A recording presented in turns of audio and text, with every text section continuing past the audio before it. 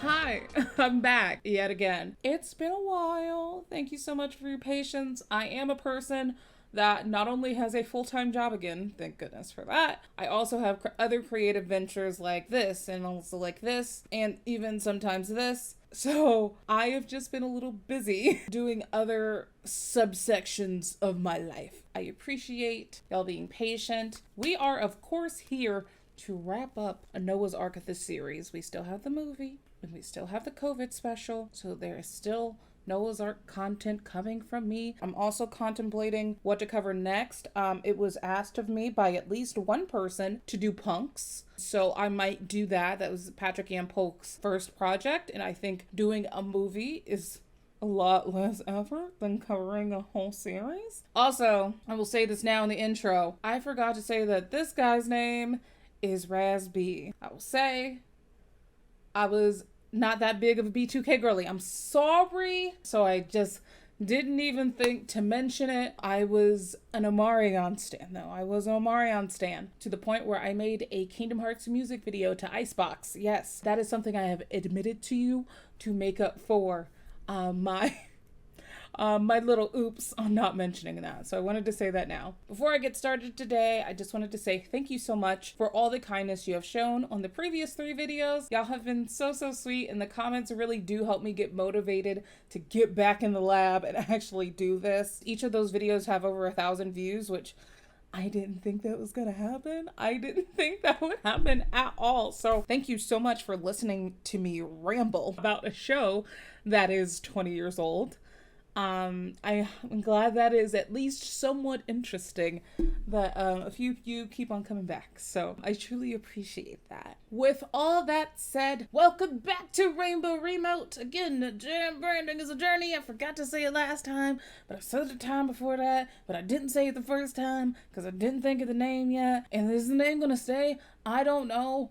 But right now, it is Rainbow Remote. We are here to cover the last 4 episodes of Noah's Ark, the series. If you missed my last videos, it's okay. We can continue to still be friends. However, it's been a while also since I've uploaded, I guess. So, give you the quickest of rundowns, super quick skis. Chance and Eddie recently hosted a dinner party at his house where he found out about a secret sapphic love affair. Alex has someone that's trying to kind of take his place in his life and definitely take his man, just casually sleeping on his couch. Ricky and Junito are in new romance bliss, definitely feeling the honeymoon phase of their relationship. We'll get to them. They'll be more prominent in this last half, at least slightly. And Noah is in a flirtationship with Quincy, is still in love with Wade, and is being pursued by Baby Gap. So honestly, the calendar is very full. With, again, all that said, let us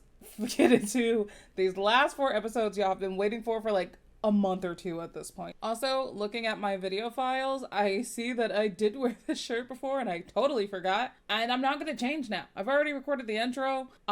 It doesn't fucking matter. If you only believe that I own 4 shirts because of this, bitch, fine. I am a NPC. So, season 2, episode 5 is Give It Up. This episode's title comes from Casey and the Sunshine's band's song of the same name. I say that a lot. I say that it's the, it's the same name because the episodes are named after song titles, but I've said it this entire time. You've dealt with it this entire time. You can deal with it for a few more episodes. So Alex is on the phone with Noah because he is on the way to Alex's place. And he's like looking through guys' shit to try to find proof of misdeeds because remember that this happened. Wait till I take your man, bitch. Everyone is not completely believing Alex, not really buying the fact that Guy is like trying to aggressively weasel his way into his life because everybody is still thinking that Guy is a straight guy. And Noah comes into this like house of madness with a lot of skepticism because everything is wrecked. So he is definitely more concerned about Alex's mental state than he is like of this what feels to be fabricated story about Guy. Noah, don't look at me that way. While trying to put some clothes back, Noah does find a note that is indicative of a self-induced unaliving occurring. And Alex thinks that it is Guy signing it until it is pointed out that the note actually says, Love, Alex. So Alex Alex takes this as absolute proof and wants to tell everybody and tell Trey, but Noah says that it kind of looks like Alex's handwriting. Whatever. So Alex is eventually convinced by Noah to wait to gather everybody for lunch because the crux of their friendships depend on lunch. They are always meeting for lunch. They're a very big lunch bunch. And then they can come up with an action plan from there. So Noah is trying to keep Chance in the loop and gives him a call, but he is busy in bed with his man. Like, yeah, they took the day off to be sexy together. And then he tries to call Ricky, but he's also in bed with his man doing sexy things, eating strawberries sexily. He's sitting in the car and he's trying to figure out what he wants to do next when this happens. So we take a break from this vehicular B&E to see that someone is at Chance and Eddie's door, but they don't want to open the goddamn door because they, again, are in bed sexily doing sexy stuff. But after it rings enough times, Chance climbs off Eddie to open the door and is greeted by Vonda. I left Clayton for June. It's funny how a bitch can be calling you deviant in your own house one day and then goes back to seek shelter in that same house the next. But again, we've discussed this. Internalized homophobia be beating people's ass, okay? So I'm gonna give her a little grace. Just a little bit though, just a little bit. So back with Noah and Baby Gat. Noah is pretty annoyed, and he's annoyed that he is still calling him Baby Gat. So he asks what his real name is and not a stripper name. Just call me Baby for sure. I can say that I'm a little tired of saying it, but I can definitely say that Riding Bianca is fed up at this point. It's true.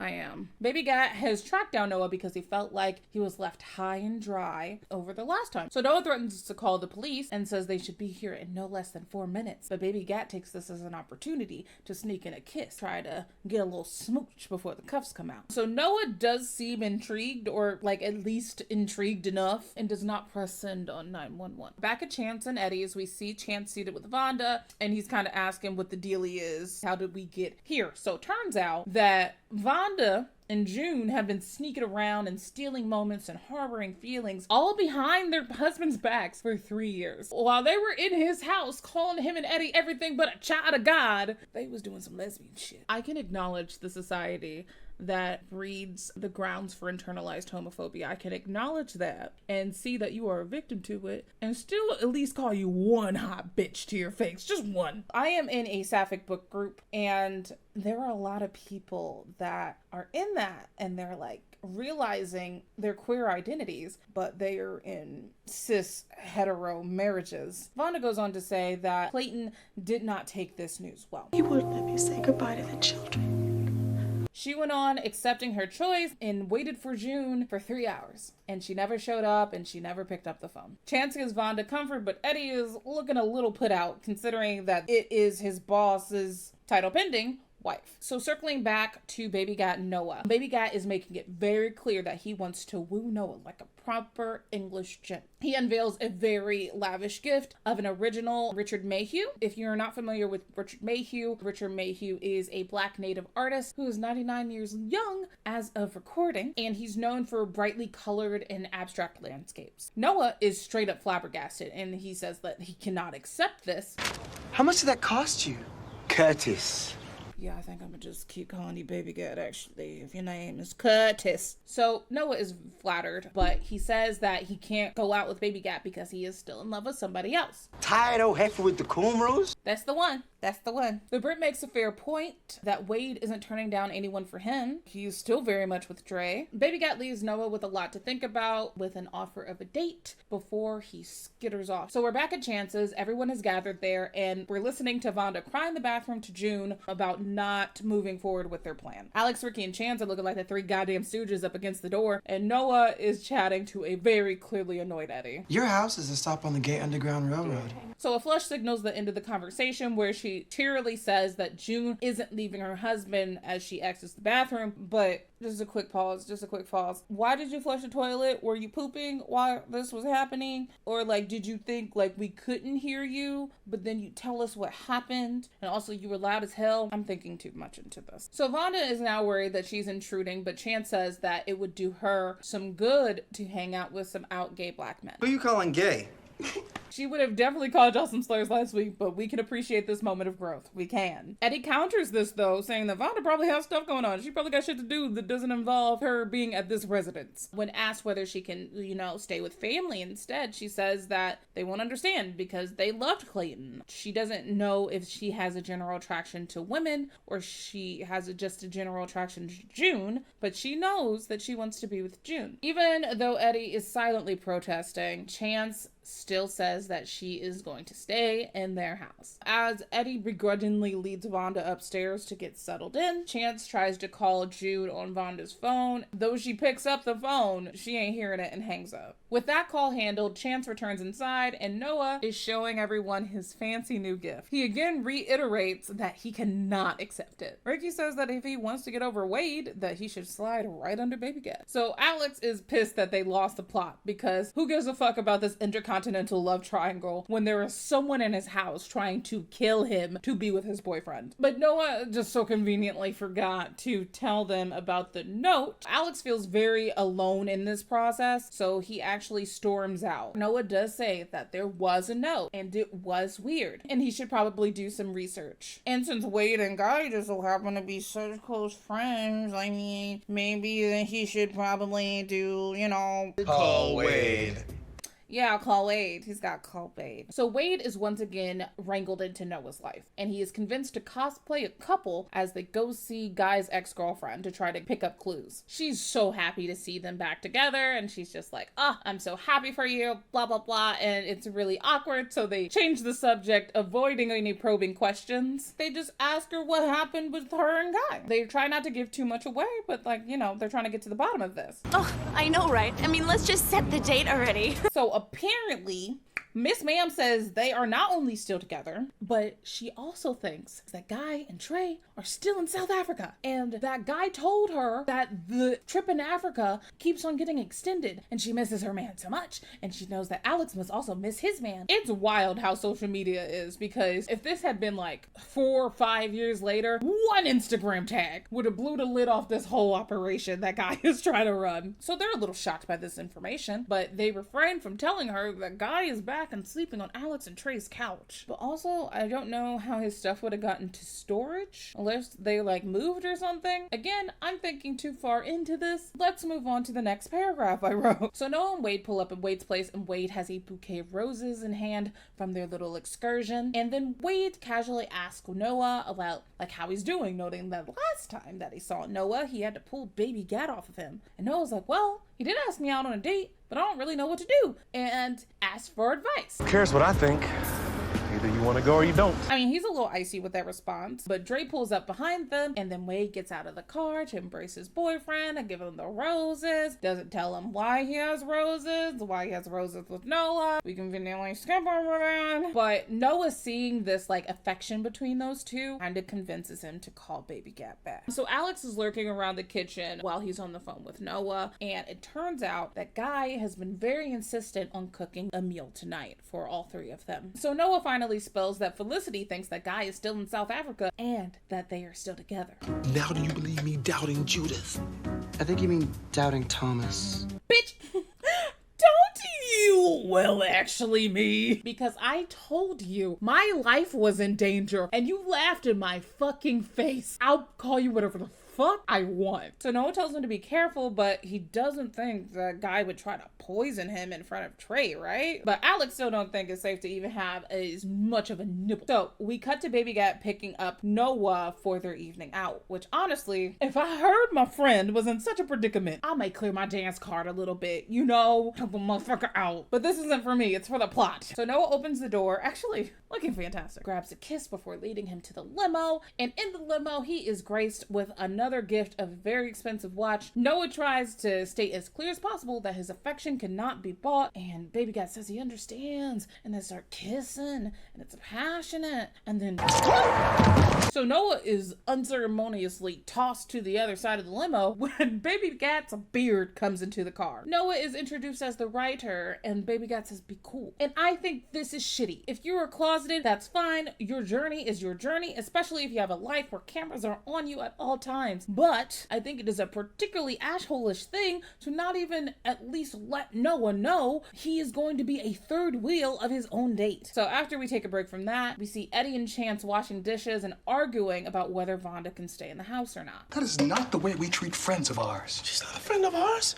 She's my boss's wife. I can see where Eddie is coming from. Like, he's concerned about rocking the boat at work, especially in this time period. Being out at work is a journey enough, but you have this expectation to be the model queer person. However, ultimately, I agree with Chance, obviously. They're trying to help somebody who is dealing with a lot of new emotions, coming to terms with their sexuality, or at least their attraction. So before they can further get into this, Clayton is at the door and he says he is here for his wife. Chance goes on the offense, but Vonda comes down the stairs and lets him know that she called him and goes back up to get her back. Back to the limo, Baby Gat gives Noah his ticket to the premiere and says they'll see each other at the after party. It'll be fun. And that he appreciates that he's being so cool about this. You're being so cool about this, bro. You're being so cool about this. Baby, the bar, hell, is at the bottom floor of hell. It is in a section of hell that Satan rolls his windows up around. That is how low the motherfucking bar is. I got vaxxed in this arm and it's starting to hurt. He said if I didn't tense my muscles, I wouldn't get any soreness, and my doctor lied. After Brooklyn, the beard, I don't remember if I said her name, Brooklyn and Baby Gat exit the car. Noah tries to clamber out, having the door closed in his face, and all the photographers stop taking pictures because they don't think Noah's interesting enough. Noah is looking a little embarrassed, but continues on inside the premiere. Outside of Chance and Eddie's, Vonda is loading her stuff into the car, and Chance is offering support to Vonda, and Eddie tries to smooth over any of Chance's vitriol. But suddenly, June pulls up and runs out of the car and apologizes for being scared. She says that they're meant to be together, live together, and die together. And before we get another line straight out of Demi Lovato's Cool for the Summer, Clayton yells at Vonda to get into the car. I'm sorry, Clayton. Good for her, and also good for her. Vonda takes her hand in June's and they get in the car, they drive away, they're happy, but I think she forgot her bags. But they're in gay bliss, it's fine. These ladies exit their marriages as well as the series. And again, I've accidentally made it a habit to talk about actors that appear in more than 2 episodes and other things they did. June is played by Robin Fanfare, who has been in a host of projects, including a show that I've not heard of, which was called Little Mosque on the Prairie, but she is June Simpson in Riverdale in the time travel season. I just saw how that ended. If you stayed to the end of that series, I believe you deserve a medal of some sort. That's a lot of commitment, and I committed to several seasons of Degrassi, so you got it. She's also in Star Trek Discovery as Zora from a Trekkies out there. I actually just started my Star Trek journey. I haven't met her yet, but I'm excited. So Victoria Roswell, who played Vonda, also stays busy with various projects, including a handful of Christmas movies in particular. But as a daughter of someone who is absolutely enthralled by The Young and the Restless, I would be remiss if I did not mention that she was in over 800 episodes as Drusilla Winters. So that is specifically for my mother, who probably will never see this video, but there you go. It's Drusilla. I don't know if she likes Drusilla or not. My mom is the kind of person, like, if she doesn't like you in a show, she don't like you in real life. So that could be a good or a bad thing. I don't fucking know. So if you're like my mom and have been watching the show longer than I've been alive, that is a fun fact for you. So after the premiere, Noah and Brooklyn get to chit-chat, and they do this while Baby Gat is mingling around and taking pictures. So Noah finds out that Brooklyn and Baby Gat aren't even dating for real, it's just for play. It is something that their agency said they should do to balance out each other's images. So Brooklyn is beckoned over to take more pictures for publicity and, you know, whatever, giving enough room for Quincy to just emerge from whatever corner he was lurking in, just skulking the fuck around. Noah is taken aback by his presence, but Quincy beats the stalking allegations and said that he was invited by the producer. And what's your excuse? I think I'm all out of excuses. So Quincy asked Noah if Baby Gat is baby gay, does so off the record, of course. But Noah gives a telling glance over to Baby Gat, but doesn't say a word. At least he's got good taste. Oh my god, this scene. Okay, so why have I done this in such detail? I don't know. I don't know. I've already started though, so I can't turn this car around. It's dinner time back at Alex and Trey's. And Trey comments that Alex hasn't even touched his food, and Alex is folding his arms. He was like, no, I'm not eating it. Is it too spicy for you? Alex pouts and says that he is not hungry, and Trey says he'll just eat his plate. Guy tries to stop him from taking it, saying he'll just make him a fresh plate, but Trey says it's fine. Alex and Guy have a stare down that is uncomfortable before Alex just knocks the plate over, afraid that his boyfriend is about to ingest literal poison that was meant for him. After this, information just starts spewing. He talks about the house fire, the secret not-so ex-girlfriend, to the hand slicing. No, not again, Alex, please, not again. Bitch, if we're gonna be anything, let's be fucking for real. Trey falls for this bullshit hook, line, and sinker. That hurt, by the way. Alex tries to give a list of people that can verify this information, but no, Trey is adamant, tells him to get out of his own house. Ooh, bitch. Oh, bitch. I get Alex's past may be coming back to haunt him with the church choke out or whatever, but if my partner of all them years didn't at least hear me out, and I know I'm right, I'm causing a national incident. FBI, Interpol, Sterling Mallory Archer. None of them could stop me. Back at the premiere, Baby Cat tries to tell Noah the instructions to get to the next event, telling him to take a cab 30 minutes behind and blah, blah, blah. And Noah isn't hearing any of that. He's done. He's like, I want to get back to my life. And I feel like if Baby Cat would have taken this moment to be like, you know what? I'm sorry. Let me do this. But instead, Baby Cat allows himself to be taken away, looking at Noah longingly one last time. After we cut to Noah leaving, Noah is asked if he is somebody by a stray photographer. He says he guesses not before tripping face first. Quincy is there. Again, he has materialized to this location. I have no idea where he was, to offer a hand to get Noah off the floor. You want my arm to fall off? Maybe. Quincy takes Noah and they walk away from the premiere together. So, where do we even fucking start with this episode? Alex has been removed from his own house because of a closet queen that is trying to steal his boyfriend. Chance has helped foster a new budding relationship. Just pissed his husband off a little bit in the process. Ricky actually didn't do much this episode besides fuck his boyfriend, eat some strawberries, and give some advice to his friends. He kept it pretty low key. So Noah tried to date a rapper to get over his ex-writer ex, but is then seen walking off with a journalist. So we're kind of just doing the creative gambit there. So on to the next episode. Why, yes, it is another day in the same video with the same shirt. Scheduling got a little fucked up, but we're here. So how about we don't worry about it? Y'all want the video or not? So we get to our 6th episode of the 2nd season, Under Pressure, which could be referring to Queen and Bowie's version, but I think it might be associated with the Stephanie Mills version instead. I could be wrong. I lie sometimes. It's never on purpose. So Noah's writing in bed, very celebratory of his words. It's very much giving.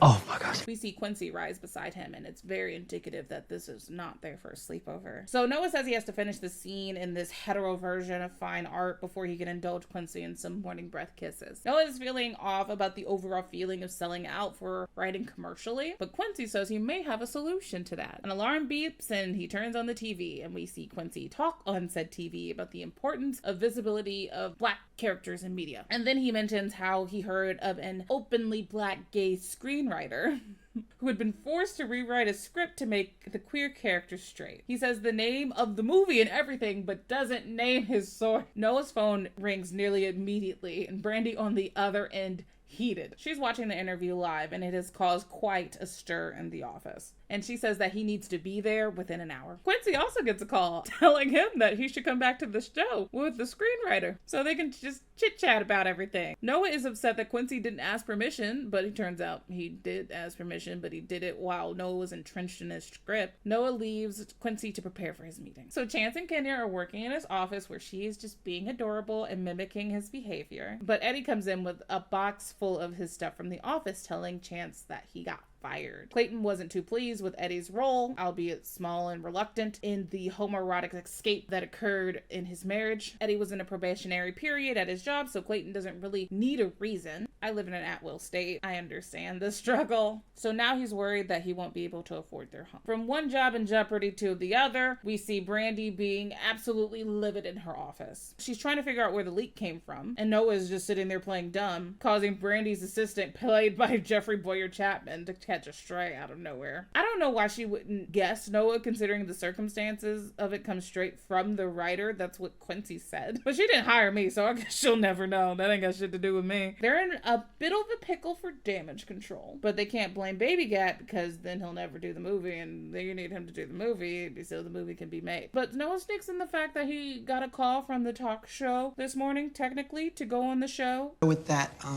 Quincy guy? The guy you're sleeping with invented to? No one wants to play it as wanting to speak to the demographics reality of being willing to accept queer characters. But Brandy instead insists that he go on and say how much he loves the idea and how it was his idea to make the character straight. Or else. Brandy, you cannot move from being my fave to my problematic fave. Like, this is so troubling for me. I'm struggling. So Noah is back at home and sees Quincy outside of his apartment. Quincy emphasizes that his intentions were to give Noah liberation as a Black gay screenwriter. Despite Noah admiring Quincy's goals, he wanted to be afforded the opportunity to talk about it so they can be realistic on what the blowback could be for Noah. Noah says that he has to think about some things which may or may not include his situationship with Quincy. So this is a conversation we still see today. Like, are you being complicit to a system that isn't standing up for your marginalized group if you are working within that system? What if you are someone who wants to just advance through the ranks to try to fight the injustice from inside the house? We have a bit more freedom and support in the year of our Lord 2023, but in 2006, when this season was released, the industry was not exactly gay friendly, particularly behind the scenes. We shift over to Ricky going over to Alex and Trey's. Alex is crashing on Ricky's couch and Ricky is there to try to talk some sense into Trey. And I'm sorry, I know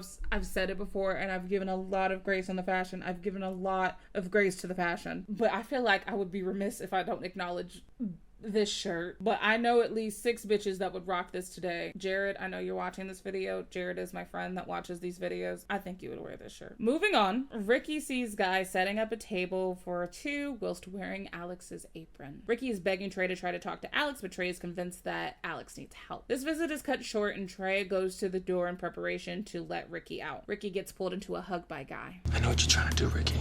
Keep out of my business or it's gonna get real ugly. Real ugly, bitch. Guy is confident that any accusations that go to Trey will just be ignored because Ricky is Alex's friend. With this, Ricky realizes that Alex was right all along and warns Guy that he has made a mistake. We cut to Noah pulling up at Wade's unannounced and asking for some advice. Noah goes to explain his dilemma with Quincy, wanting him to stand up for himself as a representative of the populace, while Brandy wants him to decry the homophobic claims. You get it, I said this earlier. After showing frustration on his face throughout this entire convo, Wade plays a little bit of a devil's advocate here. Asks why Baby Gat should have to play the role gay if he doesn't want to. Noah says that's like how actors show range nowadays, and the fact that Baby Gat is a little bit of a homosexual anyway, so it's not that much of a stretch. This causes Wade to snap and says that this is just another example of Noah not wanting to look like the bad guy from any angle, but wanting to do what he wants anyway. Wade doesn't understand why Noah is there because there isn't much advice that Wade can give him. Why don't you sleep with someone else? That usually solves your problems. I mean, that's that, but that's technically advice, yeah. So I've watched this series a lot, like back and forth. I know the series backwards and forwards. I can damn near quote it. And I've always thought that Wade was a little unnecessarily spicy here. But after doing the writing for this recap series, it's not as far off base as I once perceived it to be. Their relationship is complex, and that's saying it lightly. But the last few times we've seen them interact post accidental double dinner date, it's been on the basis of Noah needing help with something. And on top of that, they never really recovered from the fallout of their relationship. I feel like they just kind of put a rug over their issues and hoped that it would never come up again. Drake comes in and Noah goes to leave. I guess you're right. I can't have my cake and eat it too. So we next see Alex and Ricky converging on Chance's house, Ricky telling Chance that Alex was right all along about Guy. Now, you think that with this cosign, this was spurned, I don't know, an apology for not taking literal death threats seriously. But no, Chance is right in this office was nonsense because he's still reeling from Eddie's firing. Babes, I feel like there can be a slight detour to acknowledge this like other thing that y'all have been ignoring for weeks. Noah comes into the news of Eddie's canning and offers his condolences to Chance. However, Ricky refocuses the conversation back to Alex. Chance is still super eye-rolly about it, but Ricky assures him that this is very true and very real and very much a concern. So now they brainstorm on what to do about it. We then move into the 80s sitcom style of deception as the group leaves a note for Guy. It is a forged note from Trey admitting his feelings for Guy. Look at all 4 boo-boo the fools in the motherfucking window. If y'all don't pack it up, Mystery Inc., I'm tired of y'all. And Guy seems to buy it because delusion will get you everywhere. Now they wait for Trey to come home and enact their next steps. Trey comes in not knowing that Guy is waiting for him and with his good panties on. And Guy tries to kiss Trey and is quickly rejected. They all storm into the kitchen where Trey is finally catching up with the rest of the class. The guy is actually insane. Guy says that he just loves him and he only did this because Alex tricked him. Oh, meanie. But Trey says that he's got 10 minutes to get out. Who's smiling now? Bitch. You ate that. Trey asks for forgiveness and Alex says that Trey will indeed make it up to him. And I know I have more healing to do. I've talked about this. God's not done with this gal. However, my personal cost of exoneration would be so much higher than this. This bitch tried to poison Alex in his own kitchen. We should be calling the police. This is Guy's exit from the show. He is never seen, heard, or mentioned again. Benjamin Patterson has been in a few projects, but most recently was a part of Black Adam. He's also a major character in Greenleaf. But what I know Ben Patterson from the most is playing Ben Warren's trans sister Rosalind on Grey's Anatomy in her introductory episode. That role has now since been recast to have a trans woman play her. So we're on set with Noah for the live broadcast. He's backstage getting makeup on. Quincy is on stage talking to his talking points. Brandy and the execs are in the audience uncomfortable because of those talking points. And the rest of the guys are at Ricky's watching this, wondering what Noah is going to do. So Noah is brought on stage and the first question he is asked is how does he feel about writing a straight script as a gay writer. He says all people are from different walks of life and just people, and he writes to find a commonality between all of them. And by the look on Quincy and Brandy's faces, neither of them are satisfied with this answer. Also unhappy with this pageant response, the host rephrases the question to kind of dig a little bit deeper. He asks straight up if Noah chose to remove the gay from fine art, or did the studio tell him to do so to acquire Baby Gat. So Noah is stammering to try to get to the point surrounding Baby Gat, but then we find out that Baby Gat is In the house! Bitch, get on top and do some work.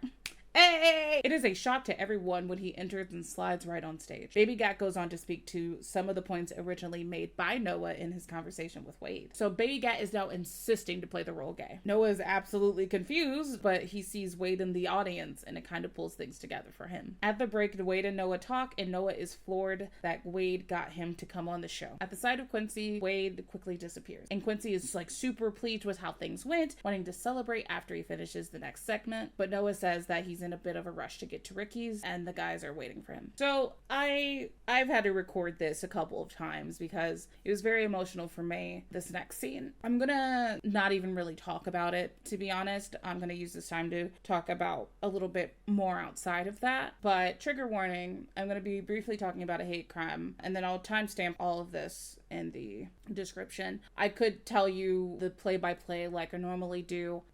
I don't think that's necessary to garner context. Noah is pumping gas at a gas station when a group of men, 3 versus 1, jump and attack him because they glean that he is gay. And they attack him to the point where he will be hospitalized at the beginning of next episode. Noah didn't do anything except exist and be gay. And that is very sad when we can't even exist and be gay without the risk of being attacked. I wrote this months ago, and I just haven't had a chance to record. In that time, unfortunately, a man by the name of O'Shea Sibley, who was simply voguing at a gas station in New York, was killed for voguing. Had a woman in California, her name was Laura Ann Carlton, who was killed for having a rainbow flag at her store. That's it. That's all that was necessary. These are things that obviously were a part of the conversation, and they've always been a part of the conversation, unfortunately, when it comes to open queerness. If you dare to live that life out loud, this is something that can happen. And that's disgusting and sad. It's very sad. And I have a heavy heart when I see things like this, because this isn't just relegated to a 22-minute TV show. This is things that happen in real life. People get killed for this. People get attacked for this. People get judged for this. And it's ridiculous. And it can be so scary just to be out and queer and unapologetically those things. And we live at a time where we just see bill after bill after bill targeting the queer community, especially our trans siblings. I think that is also something to be extremely aware of. The people that get killed the most in this community are Black trans women. No one should be attacked for merely existing as they are. And we see situations where prides are being picketed by people with guns using bad faith arguments to justify their hatred. And we just want to exist. So if you're somebody that falls into the LGBTQIA community and you're watching this video, I love you. And remember to be safe. Help your spaces, stay safe. And if you are an ally, remember to stand up for your queer friends, not just when it's convenient, but at all times. This episode, of course, ended on a somber note. Even though some situations have occurred or even been resolved, I think going into the next episode, the thing that's obviously in the forefront is that Noah was attacked at a gas station. Hi there, quick editor's note. While I have chosen not to showcase any of the violence inflicted on Noah, he does have injuries that are shown in this episode. I showed clips from the episode. He is injured in them. I just wanted you to know that before going into this episode, if that is something that is upsetting for you. The final episode I recap will not feature any of injured Noah. So season 2, episode 7 is named Baby Can I Hold You? And it is named after the Tracy Chapman song of the same name. So Chance, Ricky, and Alex come barreling in the hospital, not knowing anything outside of Noah being injured because of an attack. So a nurse stops them and tells them that they cannot go into the ER because they aren't related to Noah in a legal way. Noah doesn't have any family in LA, so they try to plead their case with no luck. They learn the details from the cop just flagrantly speaking about it. It's your basic gay bashing. Girl, I have seen better fucking police work and Paw Patrol. At least they fucking house broken. What is wrong with you? So Quincy comes in and Ricky tries to get the nurse to at least let Quincy in on the grounds that that's his boyfriend. No, his boyfriend's already in there. So everyone is a little bit shook that Wade not only beat them all there, but is directly by Noah's side. At Noah's house, his best friends are trying to find comfort within each other. They're struggling that their friend who is just getting gas in West Hollywood, not that late at night, was still attacked. So Noah comes in with Quincy with a laundry list of injuries, including 3 cracked ribs. So Quincy gets a call and it pulls him away from Noah long enough for his friends to ask him what happened. But Noah tries to convince him that he is fine. So Quincy got word that the story's on the news and then he turns on the TV. We learn that the assailants were caught before the station shows footage of the attack, which I will not, again, be featuring in this video. Noah and his friends struggle to get through the video and Noah has to beg Quincy to turn off the TV. Quincy says that he just wanted to show Noah that they were caught, but 1, we already knew that, and 2, this just happened 8 hours ago. You need to give him some space. Like, that's triggering. So Wade comes in and he's trying to lighten the mood and has a bag full of get well supplies, including some pre-made green tea, which shows that Wade remembers his ex's go-to morning beverage. Noah dismisses everyone as it's been a very late night. So, when are you guys gonna stay with Noah, right?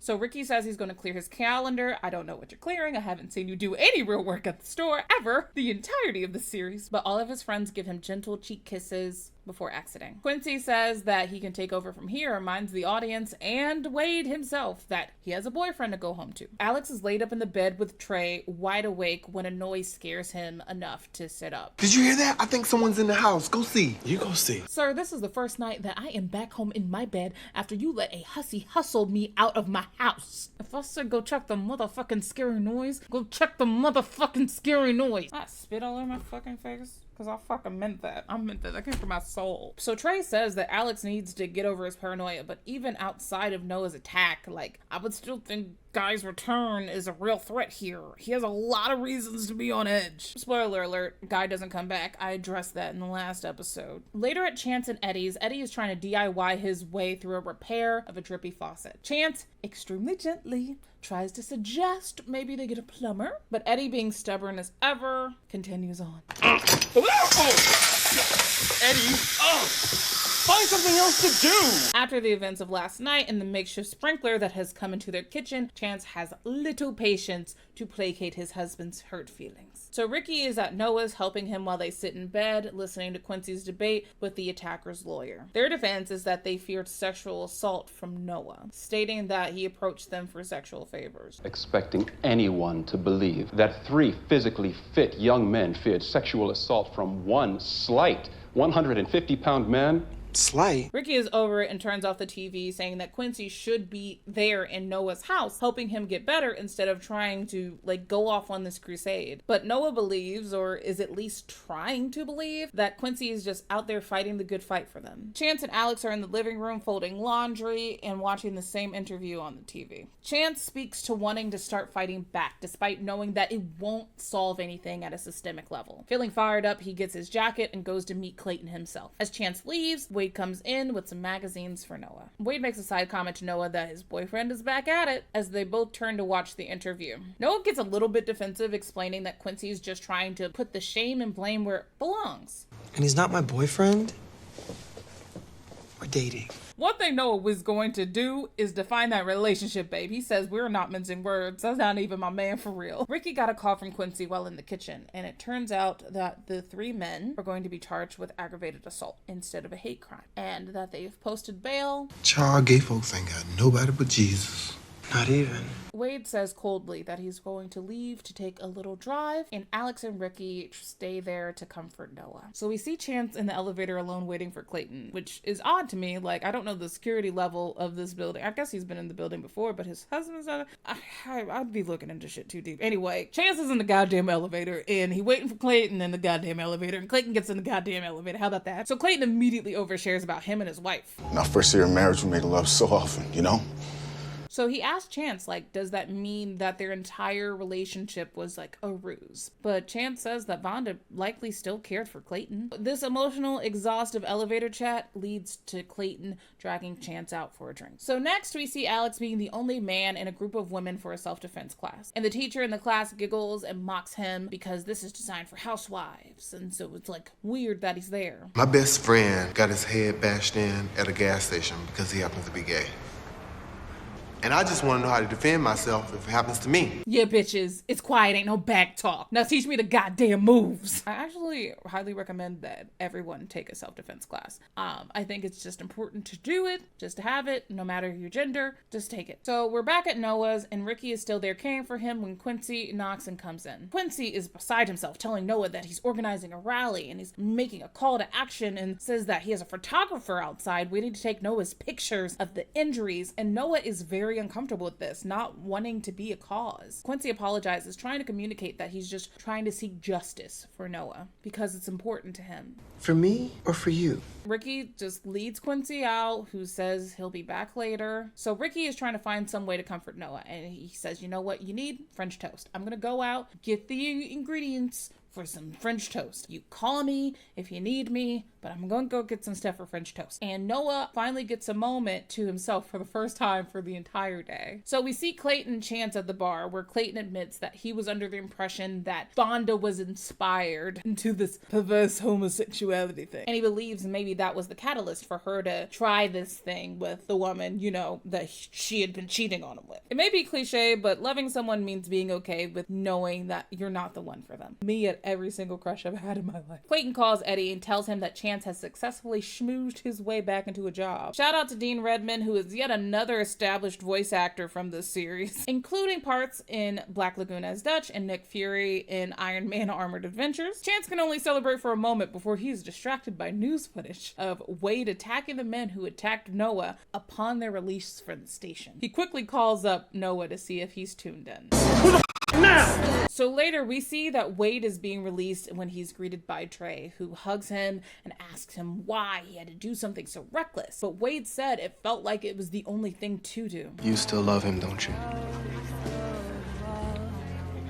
Dre, these are questions we should have asked literal months ago. Dre says that he tried to pay Wade's bill, but it was already paid, and Noah shows up to take the credit for covering it. Dre has had it officially at this point. He says that they gotta go. They gotta go. Yeah, we gotta go. Wade's car has been impounded, so Dre is going to take him home. But Wade says he should probably make sure that Noah gets home safely because, you know, he drove by himself with the injuries. And then Dre finds a sensible resolution in this and says he'll just follow them to Noah's place, and then they'll drive back to the home that they established together with all the love in it, right? But Wade says he'll just call a cab. You don't have to worry about it. Just head on home, babes. Head on home. Dre reluctantly gives Wade a kiss and admits defeat in this case. I know there are extenuating circumstances, and I am not ignorant to that. Also, let me be fair. I wouldn't have got to this if I was Dre. I wouldn't have got to this point anyway, so whatever. So next we see Ricky frantically pacing at Noah's before Wade and Noah get in the house. Ricky is upset that Noah wasn't picking up the phone. He didn't know where he was, but Noah says he had to go, you know, pick up Wade, but Chance already gave Ricky the lowdown, so he knows he was bailing his ass out. While he admits he knows why Wade did it, he is upset that he put Noah at risk. Ricky is crying and he's upset because he's worried that Noah could have gotten really hurt or worse. He continues to say that when Noah was in the hospital, he realized like how much he cares about him and that he loves him. Ricky, I love you too. Now go be with your boyfriend. I don't think that's what Ricky meant. Ricky tells Wade to not leave Noah alone for the night, and Wade agrees to this. You know, that's not what you told your boyfriend. All niggas do is lie, I swear to God. So Alex is bouncing around the kitchen, and Trey is just trying to wash dishes. You almost gouged my eye out last time. Alex compromises and turns around and tells Trey to grab him. This got them endorphins going and they roll around making out on the kitchen tile. So Noah is in bed and Wade notices that his pain meds are almost full. And Noah says he's been avoiding taking them because he doesn't like to be numb, but since the day was a lot, he does go ahead and take one. Wade's levity leaves his voice when he cries out that he is sorry. And he just wanted those men to feel a fraction of what they put Noah through. Wade felt terrible for not being there to keep him safe. And he puts his head in Noah's lap as he gets a call from Quincy. And he promptly ignores the shit out of that call. It's not your fault, baby. It's not your fault. It's not. So a couple of gentle forehead kisses turn into full-blown lip-to-lip kisses. Clothes start peeling off, but Wade is worried about hurting Noah. Wade, you can never hurt me. They then proceed to have some naked, sexy time together and exchanging some I love yous after. A mess, so... So Chance got Eddie his job back so he can stop ruining the property value of their house. After seeing Noah go through his ordeal, Ricky discovers and admits that he loves Noah, even though that confession is misinterpreted. Alex took some action to know how to protect himself, and if it further spices up his sex life, say la fucking V. And Noah and Wade have a highly emotional day that leads them to just do a smidge of cheating, babe. So we have the finale up next. I'm not ready. You're not ready. But we're gonna finish it. We're doing it. Okay, finale time, baby. It's game day. Game day. The final episode is called Say It Loud, named after the James Brown hit. Say it loud! Say it loud! Black and brown! We open at Noah's and he's trying to teach Quincy how to walk like a model because they will both be in the ball for Black Pride weekend. If you're unfamiliar with this concept of like a ball as an event, I will tell you to go look at this queer piece of media here that I determined to be required reading. But I'm going to proceed like you already know what it is. But it doesn't hurt to have questions if you're not familiar with things. They seem so cozy and affectionate that you almost forget that Noah smashed Wade in that room less than a fortnight ago. I don't want to hurt you. You can never hurt me. Oh, now you remember. See, there it is. Quincy is like trying to make sure that Noah is okay to talk about his assault. Little does he know that is not what is on the forefront of his mind. So Noah is trying to distract Quincy and himself, if we're going to be honest, when Quincy gets a call that Noah just so happens to overhear. I'm asking Wade to marry me.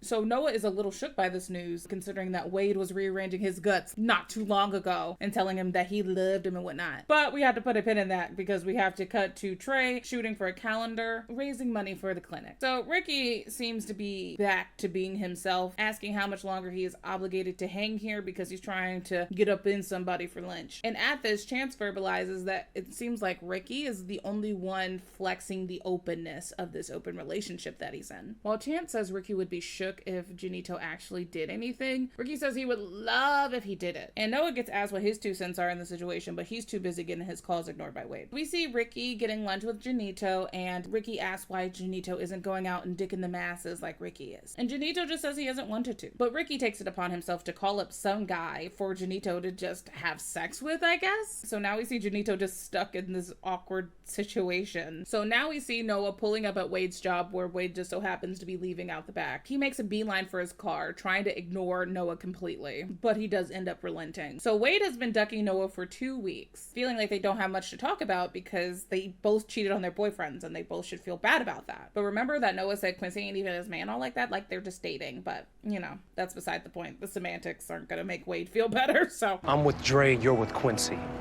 What is there to talk about? Exactly. Ricky gets back home, not seeing the afterglow of coitus like he expected. But Junito and this guy are just casually talking about movies. What was the other film that Antonio Banderas did with Almodovar? Who cares?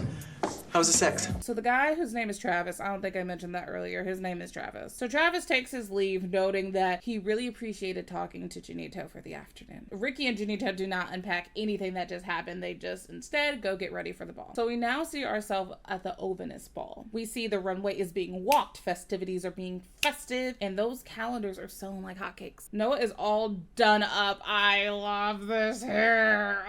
And he runs into Junito, who tells him that Ricky is off being mad because he didn't have sex with a stranger today. Junito says he really liked the guy, but he didn't want to just immediately have sex with him, which Ricky should know at this point that that's not Junito's vibe. I'm sure he'll get over his boyfriend not having sex with someone else. Are you?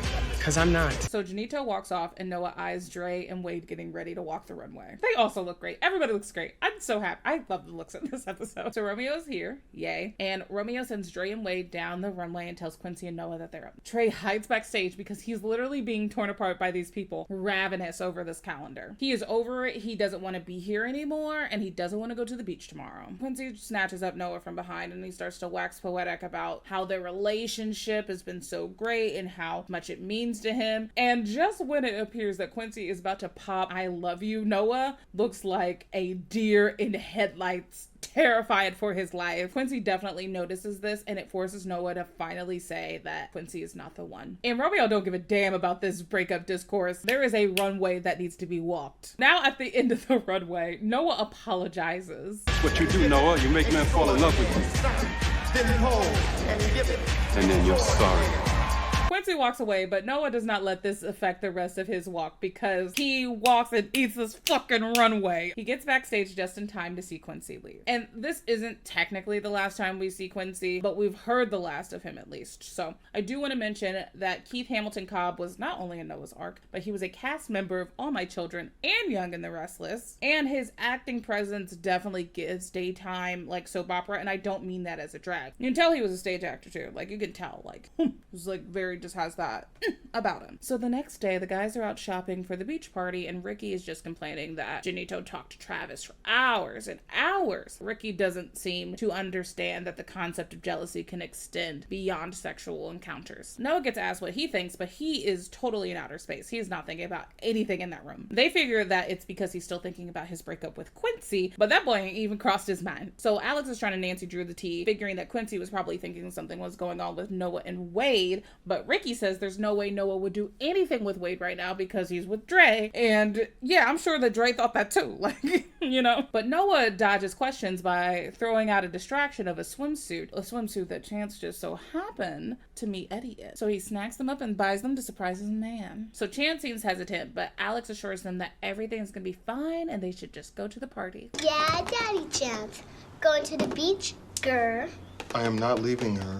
Can you immediately test their patience when Eddie and Chance leave by immediately spilling milk on the table and cackling? I love my little god babies. I do. I am in my Auntie Bianca era, and I love giving them right back. So at the beach, Noah, Ricky, Chance, and Eddie are all gathered. Ricky is struggling to find his signal and his boyfriend, so he goes off to try to find either or. Noah runs off to grab some food, and Chance and Eddie reminisce about the day they met. And Chance shows off the surprise, and Eddie approves. So Ricky finally finds Junito next to Travis, and the smile on his face face melts away when he sees them kiss from afar. So he turns around and goes off on his own. Noah sees Dre and Wade and makes eye contact with Wade, who signals him to meet him in the bathroom. And Chance and Eddie talk about their glory days, about hooking up in their car on the first date. Thank God we are older and wiser.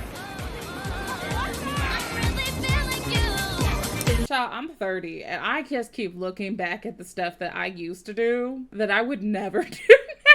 And I never thought I would become that 30-year-old, but like it just comes with time and wisdom. Like, no, maybe you shouldn't be like, you know, an anime convention, you know, I'm gonna redact that. So Noah meets Wade in the bathroom and he's upset that they're not talking. And Wade says that it was a mistake and that they're with other people. Noah says, part of that's true, revealing that him and Quincy are no longer seeing each other. What happened? Huh?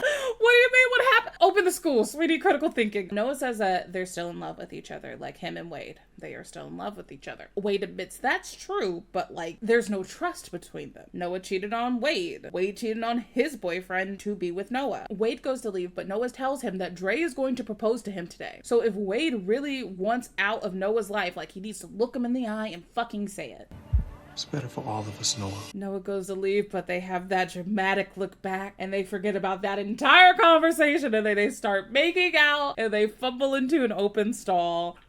This messy ass show. It was very nice of all the patrons there to just let them have this emotionally charged chat. So Chance and Eddie get done with their vehicular romp and Eddie is tuckered out. But Eddie encourages Chance to stay and have fun and flirt around, but to make sure that he comes home to him. Back with Alex and Trey, they have gotten the handle on babysitting. And this is so encouraging to them that they decide to have a baby. I know I'm a broken record, I know, but 2 weeks ago you just reconciled, but if you like it, I love it, I guess. Janito finds Ricky seated by himself on the beach, and Ricky's suggestion to fix their relationship issues is that they just have a threesome with Travis. Janito has formed a connection that feels genuine with Travis. But I don't even think it's just that connection. So you fell in deep in like 24 hours, sure, but I'm sure it doesn't help that your boyfriend is pushing you into a situation and being grumpy when it doesn't go the way he wanted it to. So Ricky complains that he's just angry and he's worried about this little relationship when there is a gaggle of guys on the beach right now. And Janito says, okay, fine, you're done. You're not shackled by this relationship anymore. And they break up right then and there. We check back in with Noah and Wade in a still surprisingly empty bathroom. So they leave the stalls and they're exchanging kisses and I love yous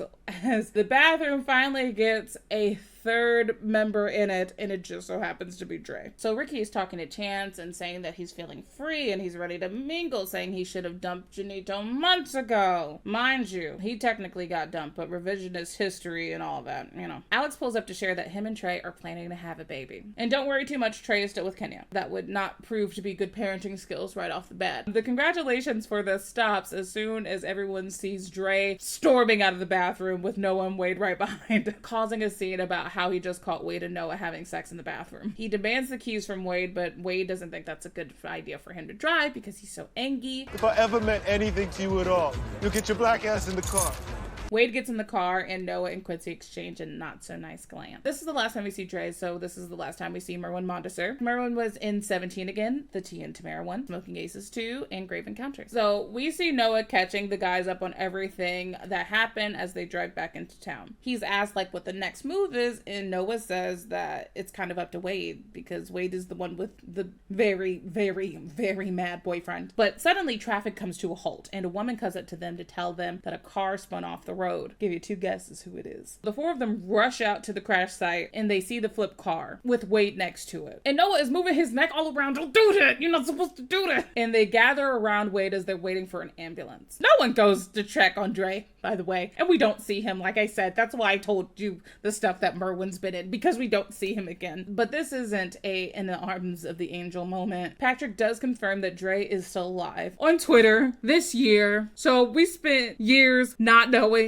Dre's fate. Had no clue. Just putting that out there. And that's how the series was left for over 2 years until the movie came out. And the movie is on YouTube. It is also on Patrick's Vimeo as of the date of this recording. These things can change. And we will be getting into that next time. This is editing Bianca here to do the outro because the outro is extremely outdated and I don't really feel like using it. All those videos, obviously, I have 2 different days in that I filmed. But I wanted to just make it more updated. In the description box, I have links to a memorial fund in O'Shea's name, a memorial fund in Lori's name, as well as a resource list of trans and gender nonconforming individuals that unfortunately lost their lives last year in a fit of violence.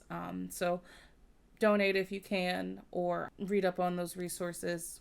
I wanted to share that. I made a point in the video to talk about it, so I wanted to make sure I share it. Thank you so much for being a part of like this journey of Noah's Ark. I know we're not done with Noah's Ark, but we did finish like the actual series with this video, which seems wild. This is my first time taking on a project of this size, and it was absolutely massive. I don't want to say I bit off more than I could chew, but I definitely did take a big fucking bite. So I'm very low energy. Like I said, this is editing Bianca. She's the one that's had to like wrap up and put a bow on this. You can follow me on social media for updates, Twitter, Instagram, TikTok, Twitch. You can follow me there. I'm a Twitch streamer by trade, I guess.